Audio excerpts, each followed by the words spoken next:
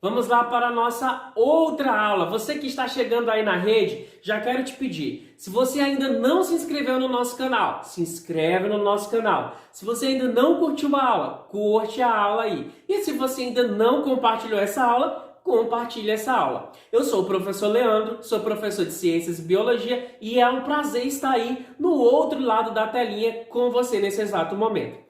Sabe do que nós iremos falar agora? De algo muito essencial que ocorre em nossas vidas e que nós necessitamos muito. Corrente elétrica. O que isso tudo tem a ver com os nossos íons? Exatamente tudo a ver, gente. Por quê?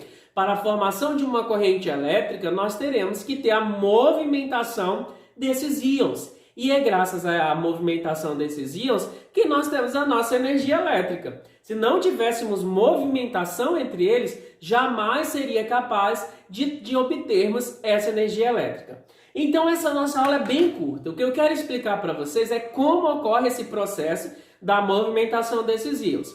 Primeiramente, olhem só, dá um foco aqui na nossa telona. Por sinal, está muito mega top, né, gente? Nós temos aqui o nosso retículo cristalino, ou seja, a nossa rede cristalina, bem compactada, formada o quê? Com íons positivos e negativos. Inclusive, fiz uma aula com o NaCl mostrando todo esse processo para vocês, lembram? Então, o que vai ocorrer na primeira parte? Primeiramente, nós vamos ter o quê? Uma forte atração entre esses íons de cargas opostas. Por isso que eles formam essa rede cristalina, tá bom? Justamente porque eles ficam justapostos. Ou seja, eles fazem com que as substâncias sejam totalmente compactadas, ou seja, sejam totalmente sólidas, tá bom, gente? A temperatura ambiente. O que vai ocorrer a partir daí? A partir daí, a estrutura que é totalmente rígida, nós vamos ter uma característica dessa rigidez desse cristal, a partir de que ela não permite que no estado sólido aconteça a condução de corrente elétrica, porque é bem óbvio, tá? Se eles estão totalmente compactados, se eles estão totalmente justapostos e unidos, não tem como ocorrer uma movimentação. E se não tem movimentação, não tem como ocorrer aí uma condução de corrente elétrica. Então, a partir deste momento, o que nós vamos ter? Nós vamos ter aqui no na nossa rede cristalina, nossa formatação geral, esses íons justapostos, o aquecimento dela. Então, quando acontece esse aquecimento, algum tipo de aquecimento, automaticamente nós vamos ter a mudança de temperatura e automaticamente, se você tem a mudança de temperatura, a energia térmica vai fazer o quê? Vai fazer um rompimento da força que existe de atração entre esses íons. Então é como se fosse quebrando essa força de atração que mantém esses íons totalmente unidos. Ou seja, automaticamente o que vai ocorrer? A substância ela começa por um processo de fusão, ela começa a se fundir e automaticamente ela vai se fundir, conseguindo ali gerar eletricidade, conseguindo fazer a condução dessa eletricidade. Então esse é o primeiro passo para que se obtenha corrente elétrica. A fusão desses íons, o aquecimento, e aí a substância começa a tomar uma nova forma.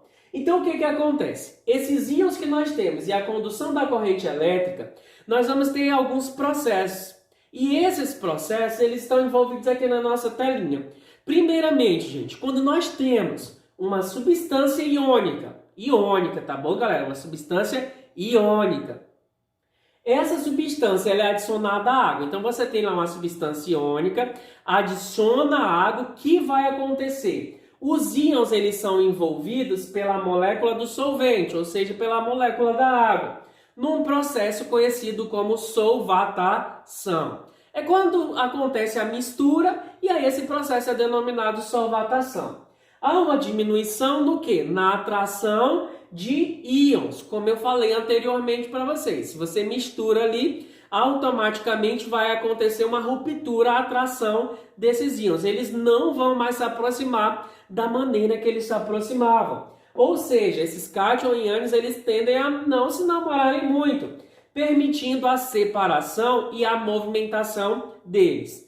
Então, olha só, nós temos aqui um exemplo. A separação dos íons em uma substância iônica, quando os íons começam a se separar, não tão meio brigados. Quando eles começam a se separar, nós vamos ter aqui a chamada dissociação iônica, tá bom? Então, ela só ocorre devido a esse processo, a separação desses íons. Um exemplo é o nosso famoso NaCl, o nosso cloreto de sódio. Então, a partir do momento que você tem a dissociação desse cloreto de sódio em água, ele vai ser representado dessa forma, NaCl, tá bom? Em meio sólido, aí nós vamos ter a separação dos íons, a quebra deles, sódio e cloro, em meio aquoso, tá bom? Onde um íon é positivo e outro é negativo. Isso significa que quando você pega e faz essa mistura, faz essa dissociação, automaticamente eles conseguem aí se diluir, eles conseguem se movimentar, gerando corrente elétrica. Não é à toa que o mar ele consegue ter uma alta atração de raios, justamente devido à atração que nós vamos ter do sal, da salinidade. Por quê? Porque esses íons conseguem se movimentar. E é por isso que nós temos a difusão de tantos raios sobre o mar, tá bom? Ele consegue gerar corrente elétrica. Agora, se fosse no caso do açúcar, o açúcar, será que ele conseguiria gerar uma eletricidade, condução de eletricidade? Exatamente não, é totalmente o inverso. Por quê? O açúcar ele é constituído por uma molécula, como vocês sabem. Inclusive, já falei do açúcar aqui com vocês.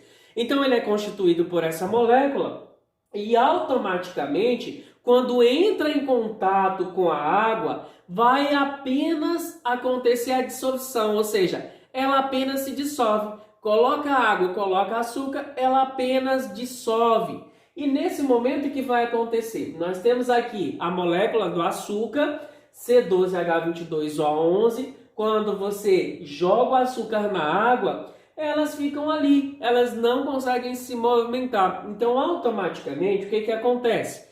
Não há, de forma nenhuma, não há presença de partículas carregadas eletricamente.